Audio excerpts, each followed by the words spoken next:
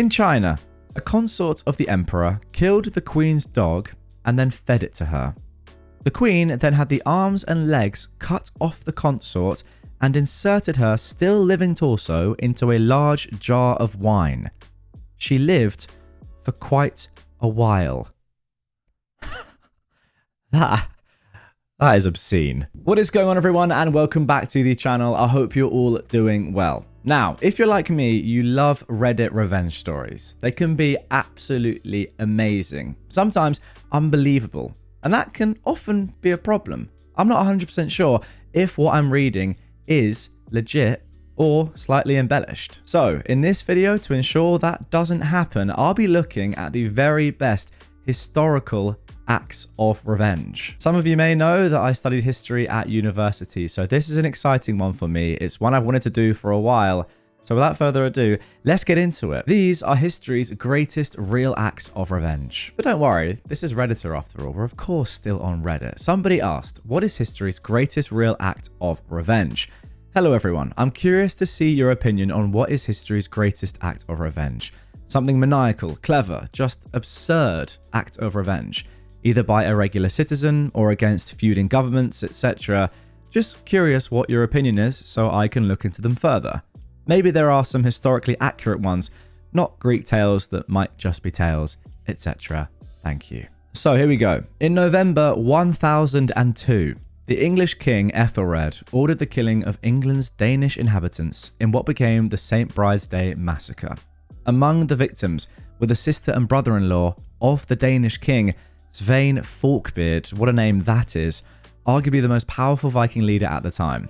He didn't take it very well, and he spent the next decade raiding England and finally conquering it in 1013. Peter the Great had his wife's lover's head cut off and kept pickled in a jar in their bedroom where she could always see it. Wow, that is top notch. Jeez, I mean, look, we've seen some pretty nuclear stuff on revenge subreddits, don't get me wrong. Nothing quite like that, though. Imagine you just had a really restful sleep. You're waking up next to your husband, who, yeah, sadly, you did cheat on, and then you see your partner's head pickled in a jar every single morning. Yeah, that's a lesson not to cheat, I suppose. Genghis Khan sent a trade mission with a great amount of wealth to the Khwarezmian Empire in 1219. Ambassadors, including trade ambassadors, were considered near sacred to Mongolians. You didn't harm them for any reason, and to do so was considered a great insult to the empire. When the trade mission reached the town of Ottra, the governor of the city had them killed and took the goods that they were bringing for himself. Genghis Khan then sent another ambassador mission to the Shah in order to try to reconcile the situation, aka they wanted the governor responsible. There are many conflicting reports upon what happened, but all of them are bad, with at least one of the ambassadors being killed. This caused Genghis Khan to declare war on them. The war swallowed the empire and destroyed it, and according to conservative estimates, caused the death of about 1 to 2 million people, which was a heavy percentage of the population. Genghis Khan, lethal. Gotta respect him. Pierre Picot, shoemaker, who was betrayed by his friends and got his fiancée stolen. He returned years later and slowly and methodically took them out in elaborate fashion. His story became the basis of the novel The Count of Monte Cristo. Very, very famous indeed. Some story, that one. It's unbelievably petty, but when France was lost during World War II, some people in Paris cut the elevator cables in the Eiffel Tower so Hitler would have to take the stairs. Hey, you know what? It's the little things. Also, that's quite a long way up. During the Sengoku Warring States period in Japan in the 16th century, Azai Nagamasa, a local warlord in the northwest, reneged on his alliance with the most powerful warlord of the time, Oda Nobunaga, and rebelled against the Oda clan while Nobunaga was waging war with someone else, thus trapping Nobunaga in an unexpected pincer attack. Nobunaga, being the military genius that he was, not only survived the pincer attack, but would go on to destroy the treacherous Azai clan who dared to stab him in the back when he least expected it. He then had Nagamasa's skull lacquered in gold to be used as a cup for drinking sake. Oh my goodness me, that is so elite. So you are literally drinking out of the skull of your enemy. That is so cold. Not a fun story in any way, but an interesting one nonetheless. Roland Freisler was probably the most infamous German Nazi judge and the president of the Volksgerichtshof, formerly the highest criminal court, but actually just a kangaroo court to perform show trials of political enemies. His notorious performances with constant screaming and humiliation of the accused were so terrifying that even the Nazis didn't want to have anything to do with him after his death. They buried him in a nameless grave with no public service or anything. To quote a reporter, apparently nobody regretted his death. If you look at old video footings of him trialing members of Germany resistance groups, you could easily see why. I've never heard of this man. I need to see these things. I mean, I've studied the Second World War very intensively, to be honest, for years, and I've not heard of this man. I'm not quite sure how I haven't. Maybe I've just forgotten about him. But anyway, he was killed from a collapsing column due to an American air raid. He, quote, bled to death on the pavement outside the People's Court at Bellevue-Strasse 15 in Berlin. And here's the kicker. The first on scene, and the guy declaring him dead, was a doctor named Rüdiger Schleicher, who just happened to be the brother of a victim of Freisler, that Freisler sentenced to death just the day before. Not only that, but his death actually saved a guy named Fabian von Schlabrendorf, whose files he had in his hand while dying, and whom he couldn't sentence to death anymore. This Fabian von Schlabrendorf, a prominent figure in the July 20th resistance movement, later became a judge for almost a decade in the German Bundesverfassungsgericht, tough to pronounce, the Constitutional Court, thereby shaping the political and legal system of today's Germany. Goodness me. This is the thing with history. Like, you can learn as much as you want about any event in time, but ultimately, you're never going to know the ins and outs of every single person that was involved and, had their lives. I actually studied at university a module called People's History, and the point of that was to study the people involved in these sort of events that, you'd never hear about, just the everyday people that were just sort of experiencing what was going on. Doesn't even have to be like a major event, just in life in general.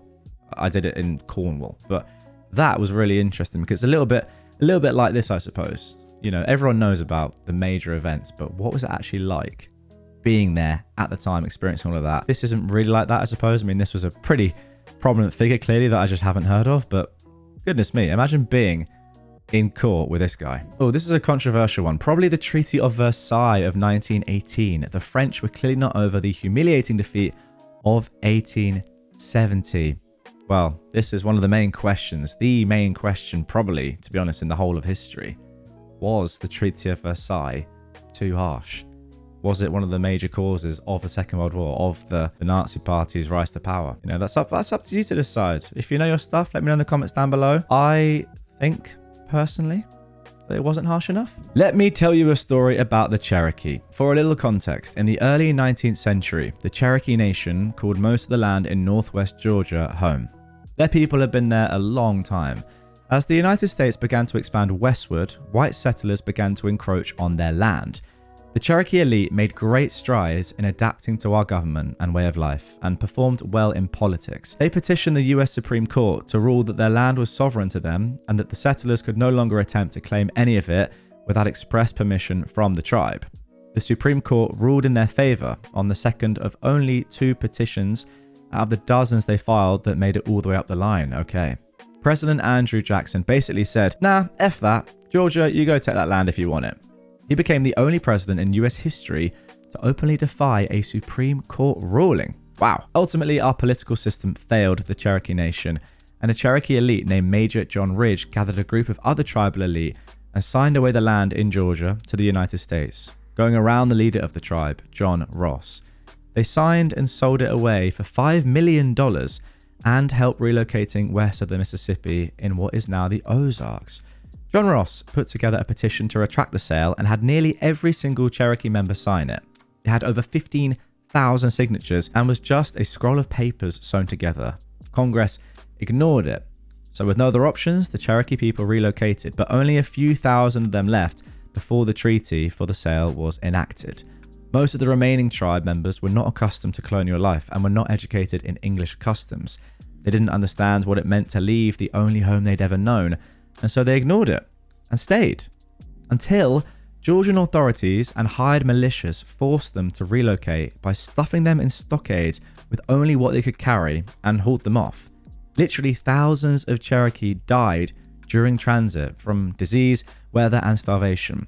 At every stop, the militia would toss 10 or 15 bodies to the side without even the dignity of proper funeral customs. This became known in US history as the Trail of Tears. A group of Cherokee came back and found every tribal elite, including Major Ridge and his son, and murdered them in retribution. They pulled his son out of his house and took turns beating him and caving in his chest right in front of his family. To understand why the group thought this was justified, you have to understand that they lost everything they'd ever known, and very likely every single Cherokee on the Trail of Tears lost someone close to them. It's up there with the Holocaust in terms of atrocity.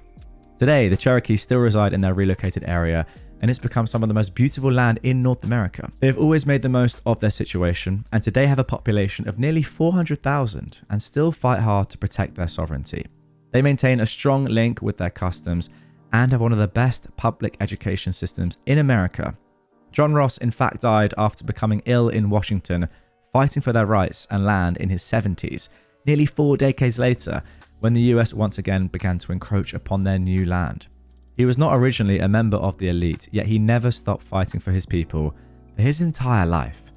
Wow, that is proper. New York was originally settled as New Amsterdam. However, the circumstances of the name change relate to a tiny island the other side of the world known as Run. Nutmeg in the 17th century was incredibly rare and was on par with saffron and other rare spices. This was partially because it only grew in one place, the island of Run. Without going into massive amounts of detail, the Dutch and British spent a number of years fighting for control of Run and the surrounding islands, including the torture and massacre of British merchants. In one case, the British had cloth stuffed down their throats, and the cloth was then soaked until their stomachs swelled. The cloth was then ripped out, often taking the stomach lining with it. Oh my goodness me, my word. Early modern torture was not messing around. No, that is for sure. This resulted in war between the Dutch and the English, which was eventually settled, so that the British gave up the island of Run alongside various other compensations, including the insignificant colony of New Amsterdam, which was renamed New York. There you go. The nutmeg trees that were so valuable, well, the British uprooted them and then took them to other islands in Southeast Asia, making them much more plentiful and preventing any Dutch monopoly on the spice. Clever British guys. And, you know, it's worth me saying here, we have a pretty poor colonial history. I think that's one way of phrasing it. This, you know, I don't mind this. This is all in good spirits. And ultimately, if you've had cloth shoved down you into your stomach and then ripped back out, I think you're allowed to steal a couple of trees. Olga of Kiev repeatedly tricking the guy who killed her husband. She was the wife of a chieftain who was killed in battle, and the rival chieftain who had killed her husband asked her to marry him. She asked him to prove his love for her by sending a delegation of his noblemen to her. She then had them all killed, and before the rival chieftain found out, she asked him to send her a finer delegation.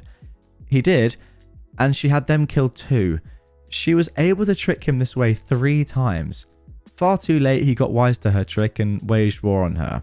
She besieged his city, but he refused to relent. So she asked him for a gift of birds. She then tied embers to the legs of the birds so that when the birds returned to their nest in his city, they burnt the city down. No way. That's got to be like the cleverest thing ever. If that actually somehow worked, that's unreal. I like Boudica's revenge because she was from where I live now, but 2,000 years ago. She was married to Prasutagus, ruler of the Iceni people of East Anglia. When the Romans conquered what is now southern England, England didn't exist then, and the Britons of that time would all be Celtic people, I think. In AD 43, they allowed Prasutagus to continue to rule. When Prasutagus died, the Romans decided to rule the Iceni directly and confiscated the property of the leading tribesmen. They are also said to have stripped and flogged Boudica and R-worded her daughters. Goodness me. The Iceni, led by Boudica, decided to rebel against the Romans. They allied with other annoyed tribes and created a combined force of maybe 100,000 Britons. Ancient Britons were pretty warlike and good at it, and they went on the rampage, burning Roman towns and cities to the ground and massacring everyone. They destroyed the Roman capital city. They also burned London, Londinium to them, to the ground. The layer of charred ground can still be found in archaeological digs apparently. Boudica's army supposedly killed 80,000 people, apparently including skewering and crucifying them. They're not doing this just to kill people. They are making these people really hurt. I mean, there's not many worse ways to go than crucifixion, but skewering as well. I mean, that is just disgusting. Her army was defeated in the end, but as history tells it, she and her daughters unalived themselves before the Romans could get their hands on them. Her statue is outside Parliament today. Is it really? I mean, I've been outside Parliament a number of times. I don't think I've ever seen it or recognized or, given it the recognition it deserves, but wow, what a story. I'd say that Basil II's revenge against the Bulgarians is a strong contender. So, the story goes, Basil II had been leading the Byzantine army against the Bulgarians in a bloody war for about 15 years. After the Battle of Kleidion in 1014, Basil captured about 15,000 Bulgarian soldiers. He ordered them into groups of 100 and stabbed out the eyes of 99 men in each group. The last man had one eye destroyed and was given the task of using that eye to lead the rest of his group back home across the wilderness. Supposedly, the Bulgarian king had a stroke and died when he saw the army of blinded men march in.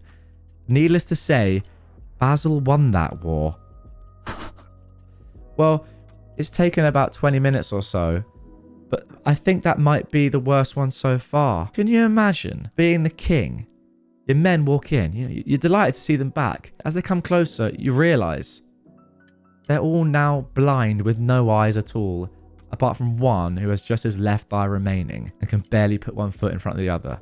That is unreal. Buenos Aires, Argentina, 1936. The Ancorina family, one of the oldest and most powerful families of the Buenos Aires aristocracy, dating back to the 1700s, lives in a mansion in front of the San Martin Square called San Martin Palace, now the ceremonial headquarters of the Chancellery.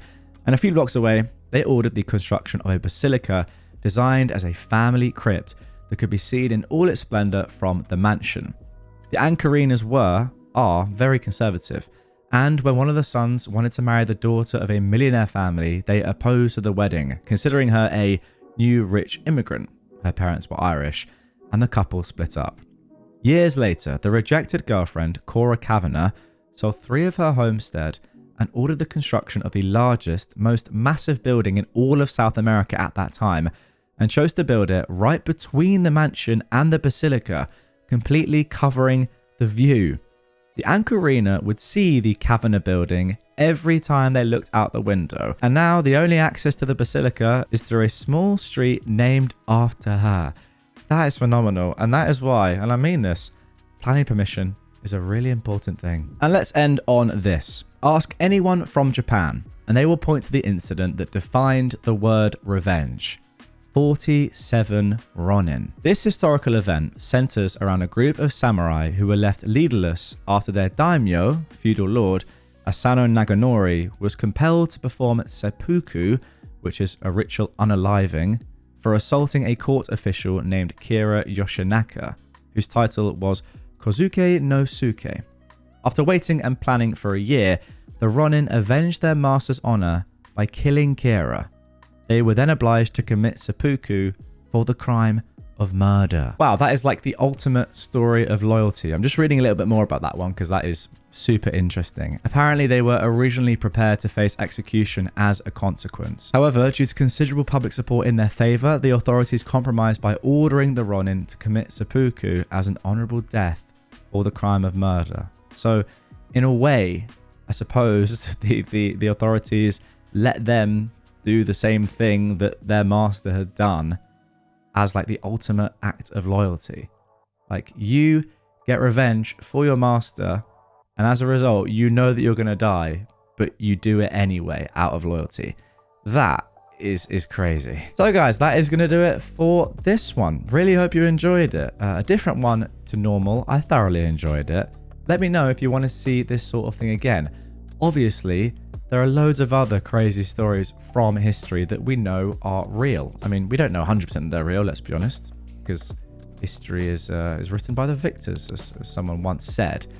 But yeah, as far as we know, they're more historically and just generally accurate than some of the stories I read on Reddit. But yeah, comment down below. Do you want to see this again in the future?